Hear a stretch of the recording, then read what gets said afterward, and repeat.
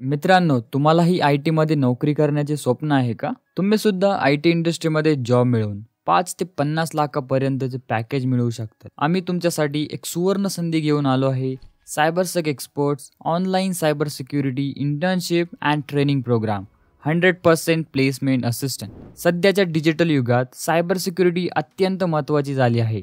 या क्षेत्रात जॉबची हाय डिमांड आणि हाय सॅलरी मिळवण्याची संधी आहे. या क्षेत्रात कोडिंग किंवा प्रोग्रामिंग आवश्यक नाही.